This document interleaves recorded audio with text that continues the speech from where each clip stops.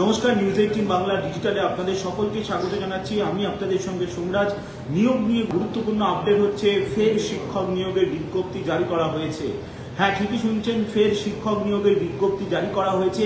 তবে এবারে যে নিয়োগের বিজ্ঞপ্তি জারি করা হয়েছে সেটি হচ্ছে প্রাথমিক শিক্ষা পর্ষদের তরফে।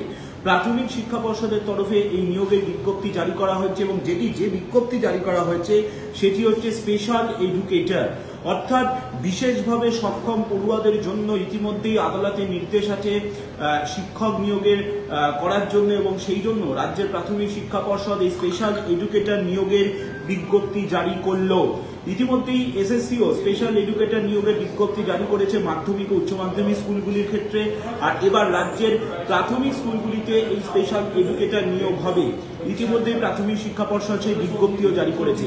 এবারে যেটা প্রশ্ন আসে, কত সংখ্যক শূন্যপদের জন্য নিয়োগ হবে, কবে থেকে আবেদন করতে পারবেন যারা স্পেশাল এডুকেটর হওয়ার জন্য, অর্থাৎ স্কুলে স্কুলে স্পেশাল এডুকেটর হওয়ার জন্য প্রয়োজনীয় যোগ্যতা মান অর্জন করে বসে রয়েছেন, তাদের নিয়োগ প্রক্রিয়া কিভাবে হবে। প্রাথমিক শিক্ষা পর্ষদের তরফে প্রথমত জানানো হয়েছে যে 2308টি শূন্যপদ রয়েছে স্পেশাল এডুকেটরদের জন্য, অর্থাৎ রাজ্য জুড়ে প্রাথমিক স্কুলগুলিতে 2308টি শূন্যপদ রয়েছে স্পেশাল এডুকেটর হিসাবে নিয়োগের জন্য। প্রাথমিক শিক্ষা পর্ষদ এটাও বলছে যে 1 জানুয়ারির মধ্যে 20 থেকে 40 বছরের মধ্যে বয়স হতে হবে, আর ওবিসিদের ক্ষেত্রে নিয়ম অনুযায়ী বয়সে ছাড় দেওয়া হবে।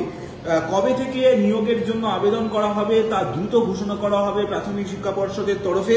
আবেদন প্রক্রিয়া অনলাইনের মাধ্যমেই করা হবে, কিন্তু প্রাথমিক শিক্ষা পর্ষদ এটা বলেছে যে সমস্ত প্রার্থী আবেদন করবেন তাদের অবশ্যই আরসিআই অনুমোদিত শিক্ষা প্রতিষ্ঠানের ডিএলএড স্পেশাল কোর্স করা বাধ্যতামূলক, অর্থাৎ আরসিআই অনুমোদিত ডিএলএড স্পেশাল কোর্স করা বাধ্যতামূলক। এছাড়াও এদের পড়ানোর জন্য 6 মাসের প্রশিক্ষণও থাকতে হবে। প্রথমে অবশ্য আবেদনকারীকে টেট দিতে হবে, সেই টেটের পরীক্ষার পূর্ণ নম্বর থাকবে 80, এবং তারপরে ইন্টারভিউতে যোগ্য চাকরি প্রার্থীদের পড়ানোর দক্ষতা ও ইন্টারভিউ মিলিয়ে থাকছে 20 নম্বর, এবং তারপরেই চূড়ান্ত মেধা তালিকা প্রকাশ করা হবে।